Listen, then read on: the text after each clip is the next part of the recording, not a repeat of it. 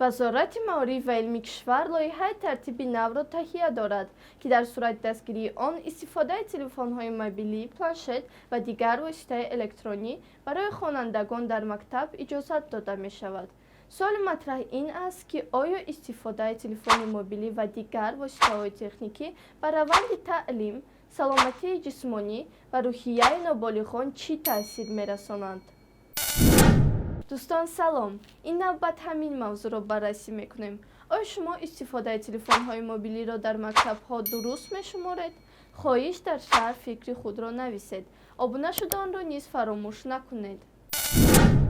در عصر رقمی که استفاده تلفن و دیگر وسیله‌های تکنیکی و الکترونی به طور وسیع معمول گشته است، اکثریت بر آن نظرند که استفاده این وسیله‌ها برای خوانندگان در مکتب نیز مفید میباشند. استفاده تلفن میتواند در روند تعلیم و خواننده سرچشمه‌های بیشتری تعلیمی، معلوماتی درکاری، کتابخانه‌های الکترونی، نوارهای آموزشی و دیگر موادهای تعلیمی را تامین ساخته، محیط وسیع دانش آموزی را فراهم آورد. علاوه بر این، استفاده تلفن را برای صرف وقت در روند جستجو و دسترس کردن مواد تعلیمی مفید می‌دانند. از دیگر جانب، استفاده تلفن ها را برای نابالغان خطر به وضع جسمانی و روحی آنها ارزیابی می‌کنند. و توصیه کارشناسان، استفاده تلفن به نابالغان حداقل بعد از سن 18 باید اجازه داده شود، چون که خطر تلفن های موبیلی به سلامتی کودکان نسبت به کلانسالان تأثیری دوچند دارد. تلفن را همچون عامل گرفتار شدن به بیماری‌های گوناگون نیز می‌دانند. اینچنین این میتواند بر روحیه کودک تأثیر منفی رسانده، توجه او را به آموزش کم کند.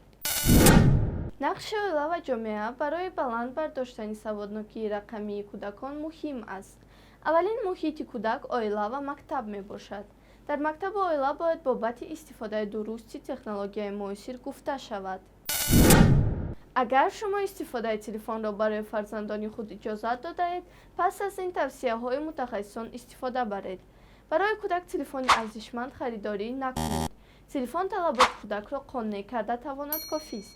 فونکسیون موقع جایگیرشوی را در تلفن کودک فعال کرده و کجا رفتن او را نظارت کنید. اکانت تلفن کودک را به رژیم برای کودک پیوست کرده، روند استفاده آن را از تلفن نظارت کنید. اینچنین شما می توانید یک اکانت عائلوی ساخته تلفن یا پلانشت ها را به آن پیوست کنید و با این راه نظارت را آسان تر نمایید. برنامه های نالازم را در تلفن کودک خاموش و یا پاک سازید.